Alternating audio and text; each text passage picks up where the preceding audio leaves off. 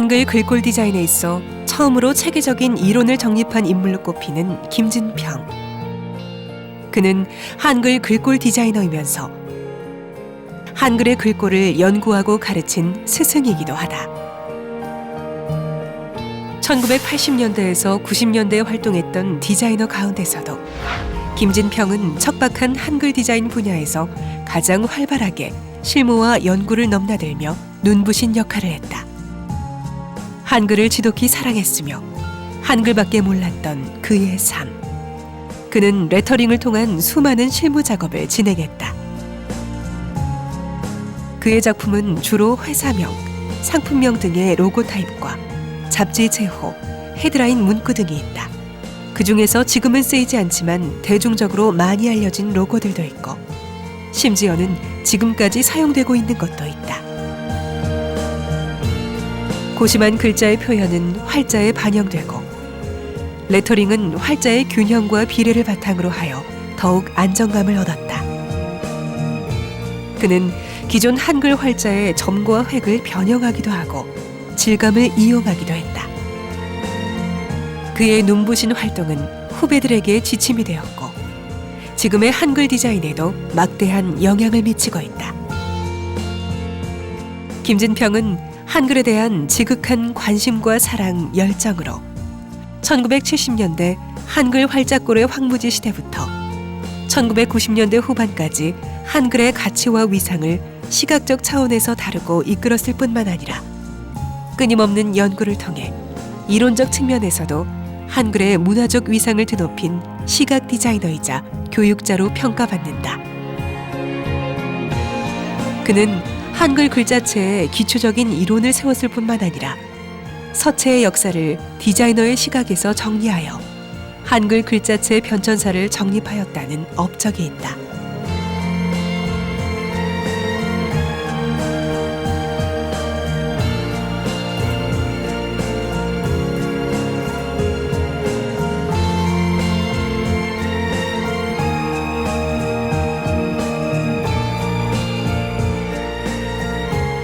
국립한글박물관에 기증된 김진평의 작품은 약 8,600여 점.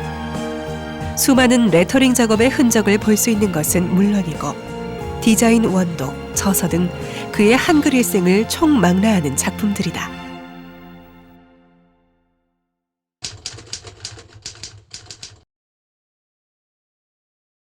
한글하고 로마자하고 굳이 비교를 하면 한글이 사실은 표현하기가 굉장히 어렵죠. 그 시각적으로 뭔가 개성 있게 그 이미지화 시킨다라는 게 한글은 좀 쉬운 일이 아니었었던 것 같아요. 그리고 그때는 우리가 한글 서체가 굉장히 이렇게 다양하지 못했던 시절이었었어요.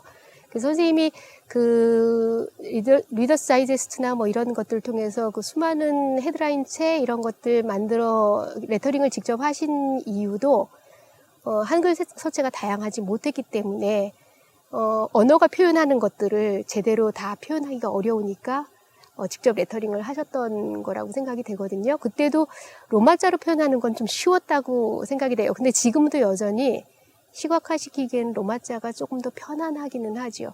왜냐면 한글은 특성 자체가 모아쓰기 형식이기 때문에 그 모아쓰면서 뭔가 그 의미를 그 안에다 시각적으로 투영을 시킨다라는 게 쉬운 작업은 아닌 것 같아요. 근데 그럼에도 불구하고 그 수많은 로고 타입을 만드신 걸 보면 참 대단하다는 생각이 들어요.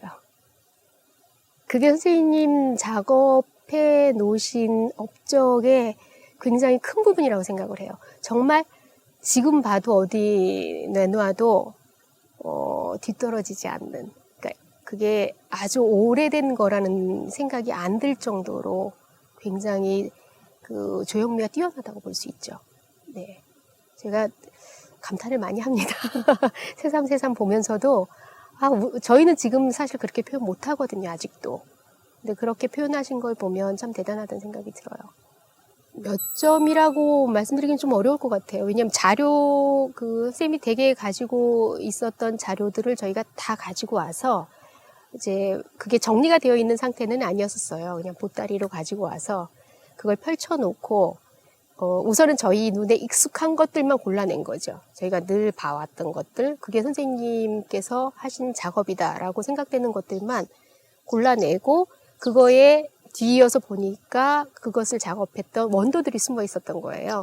그래서 이제 그것들을 본 건데 원도들이 다 있는 건 아니었지만 꽤 많은 것들이 원도들과 함께 보관이 돼 있었어요. 몇 가지라고 단정짓기는 좀 어려울 것 같아요. 네, 선생님이 한글을 그때 연구할 당시만 해도 한글고를 연구하는 분들이 몇 안 됐었죠.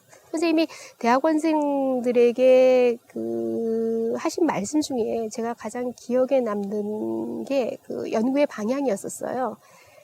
그때가 한창 우리가 활자를 기계화해야 된다라는, 왜냐하면 많은 다양한 서체들이 개발되게 하기 위해서는 기계화를 해서 생산이 쉽게 될 수 있어야 된다라는 거에 굉장히 많은 연구들을 했어요. 그런 방법들을. 그래서 세벌체 뭐 이런 것들이 그 당시에 굉장히 많이 연구가 되고 있었을 때였는데 한참 지나고 나서 선생님께서 어느 날 문득 그런 수업 시간에 말씀하시더라고요. 한글은 우리가 몇 벌체냐가 중요한 게 아닐 것 같고 벌수가 어찌 되었든 아름다워야 되지 않겠니? 라는 말씀을 하셨어요. 그 말에 굉장히 저는 공감이 되고 지금도 사실 그 생각에는 변함이 없어요. 그래서 요즘에는 어쨌든 서체도 굉장히 다양한 글꼴들로 개발이 되고 있고 그런 것들이 좀 조형미, 아름다움, 신미성 뭐 이런 쪽에 조금 더 초점이 맞춰져서 개발이 됐으면 좋겠다라는 바람이 있습니다. 선생님이 아마 그걸 바라고 계시지 않을까 싶어요. 그 중요성은 사실 이게 문화적인 측면도 있을 것 같고요. 디자인 측면도 있을 것 같아요. 그래서 디자인 측면에서는 그걸 토대로 해서 계속 발전된 더 나아진 그런 글꼴들이 만들어질 수 있고 우리가 사용할 수 있게 되는 거죠. 그런 측면에서는 이미 기여를 많이 했다라고 생각이 되고요. 왜냐하면 지금도 사실은 선생님 만들어 놓으신 그런 그냥 헤드라인이거나 로고 타입이거나 이런 것들 가지고도 글꼴의 어떤 성격을 많이 유추해낼 수 있거든요. 그러면 그거 하나 가지고 새로운 글꼴을 만들어낼 수도 있고, 근데 그런 것들이 진화가 되는 거죠.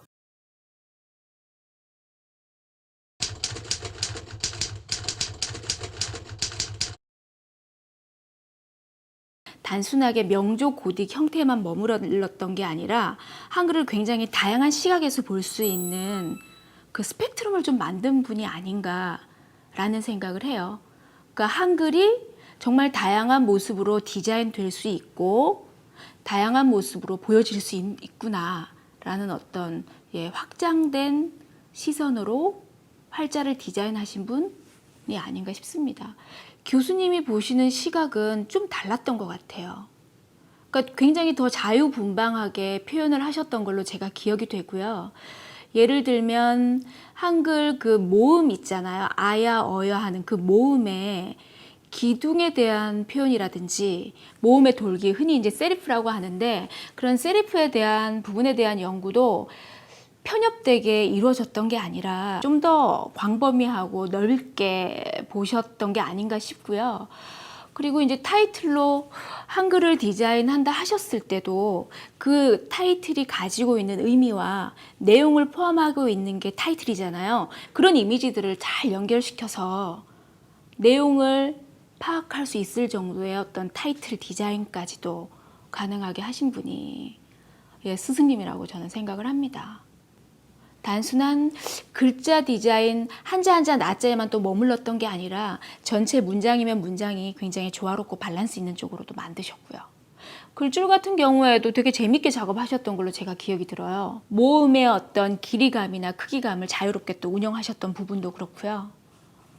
굉장히 다양하게 하셨어요. 굵기에 대한 테스트도 단순한 가로 세로를 동일하게 갔던 게 아니라 굵기에 대한 것도 다양하게 모색을 또 하셨던 부분들이 있고요. 김지명 선생님 같은 경우에는 명조 고딕에만 머물러 있을 수 있는 한글을 정말 다양한 모습으로 변신시켜주고 다양하게 확장될 수 있는 길을 열어주신 분이라고 해도 과언이 아닐 것 같습니다. 지금 한글 디자인은 뭐 본문하고 이제 본문 같은 경우는 명조 고딕 이제 흔히 얘기하고요. 제목용에 해당되는 글자들은 굉장히 다양한 쪽인데 그 안에서도 디스플레이 타입으로 이제 많이 확장될 수 있는 부분에서는 단연 김준백 선생님을 작품들을 보면 충분한 영감을 얻을 수 있는 영감의 이제 원천이 되는 그런 한글 디자인을 하신 분이라고 말씀드릴 수 있을 것 같아요. 아마 선생님이 활동하실 때는 80년대 초반부터였을 거예요. 그때 환경으로 본다면 정말 황무지 같았을 거예요. 아마 한글 디자인이라는 환경 자체가. 근데 그 안에서 이렇게 다양하게 꽃을 피울 수 있어라고 그걸 이제 말씀하시고 보여주셨던 분이니까요. 단순히 말로 하고 끝난 게 아니에요. 교육만 하셨으면 말로 하고 끝났을 수가 있는데 직접 현장에서 일을 하셨기 때문에 그 자체를 직접 보여주고 표현하신 분이기 때문에 그 김진평이라는 분의 어떤 가치가 더 돋보이는 게 아닌가. 그러니까 한글 디자인 역사적으로 봐도 업적이라고 해도 되는 부분이라고 저는 생각합니다. 아시겠지만 이 곡선이 그냥 곡선이 아니라 정말 치밀하게 그 운영자나 원형 틀 자가 있어요. 그런 것들을 이용해서 곡선을 정확하게 표현을 잘 해주셨고요.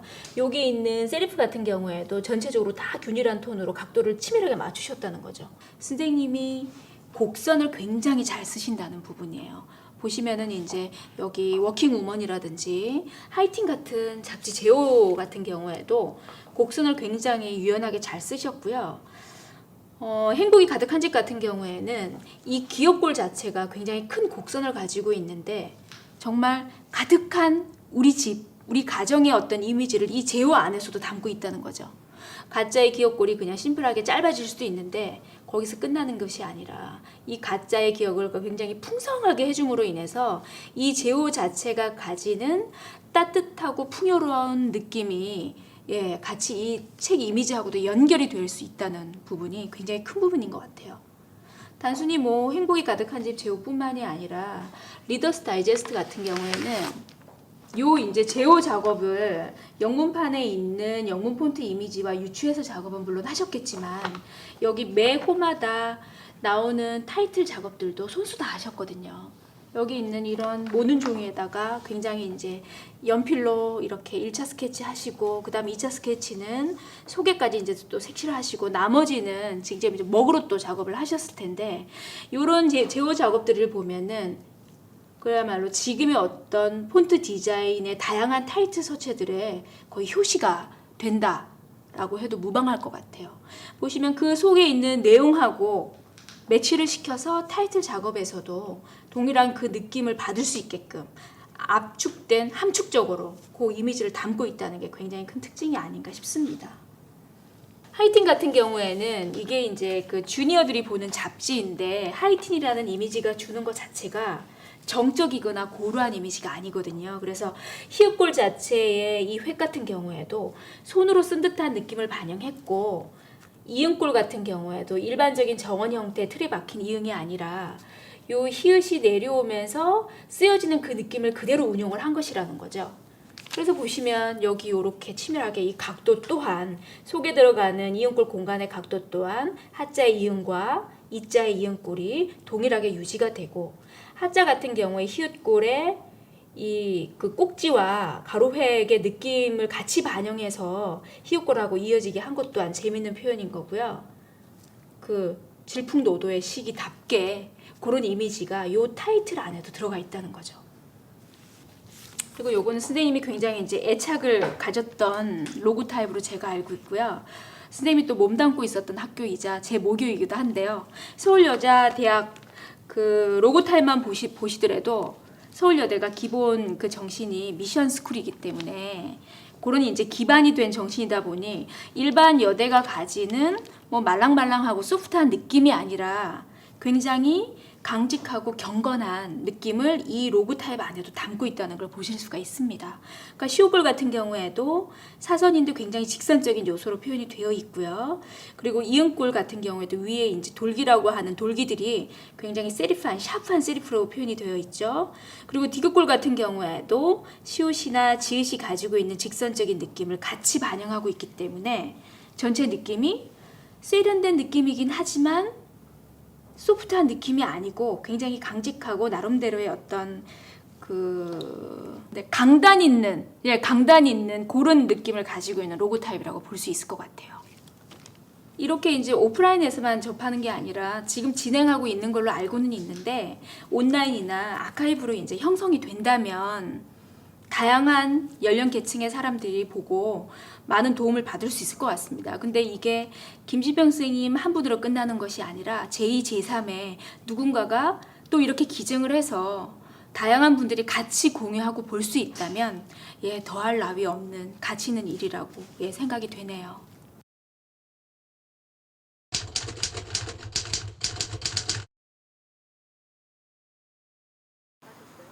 집에서도 작업 많이 했어요. 항상 항상 쉬지 않고 작업은 했어요. 그때는 서체뿐만 아니라 인쇄하는 방법 별 공부를 다 하더라고요. 그냥 계속 로고 글씨만 썼어요. 그냥 그다음부터는 계속 로고 글씨만 계속 작업했어요. 근데 진짜 이렇게 좋아서 한 게 느껴지고 약간 너무 이쪽에 개척이 안 돼서 이렇게 사명으로 그렇게 한 것 같더라고요. 막 너무 즐겁게. 그래서 이론으로 많이 그전에는 우리가 93년도에 교환교수로 미국을 갔다 왔는데요. 93년 이후는 논문만 썼어요. 이거를 누가 좀 세워놔야 된다고 생각해서 참 그때 논문 많이 썼어요. 근데 항상 시간을 너무 아까워했어요. 시간이 너무 없어서. 내가 할 일이 너무 많은데 그러니까 미국 1년 교환 교수 갔을 때도요. 다 자료 모집하느라고 각 대학에 시각디자인 있는 다니면서 자료 모집하고 계속 갔다 와서 쓴 논문이 있을 거예요. 시라큐스 대학에 가서. 그럴 정도로 어디 하나를 가도 소홀히 보진 않아요. 그 글자 때문에. 그래서 영자를 한글이랑 똑같이 쓰잖아요. 리더스 다이제스트도 영자로 나온 분위기랑 이거 쓴 분위기랑 거의 같아요. 영문명이랑 한글이랑 분위기가 같겠어요. 존슨 앤 존슨 보면 영자랑 한글하고 같아요.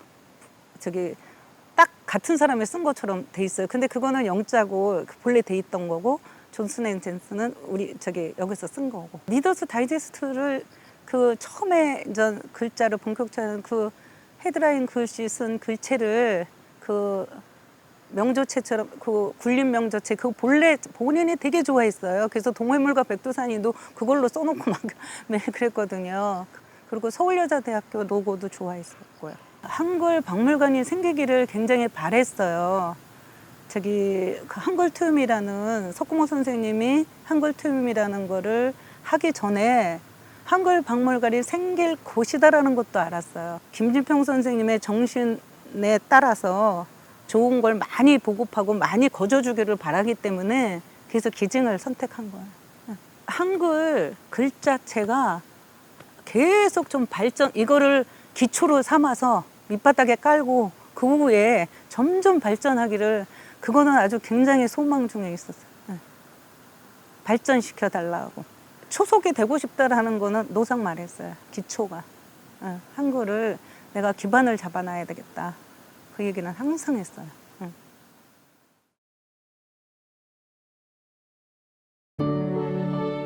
아름다운 한글을 세상에 알리고 후배들이 더욱 발전시켜주길 바랐던 사람. 우리의 자랑스러운 한글 디자이너 김진평. 그의 뜻대로 오늘 한글은 더욱 아름답게, 더욱 널리 퍼지고 있다.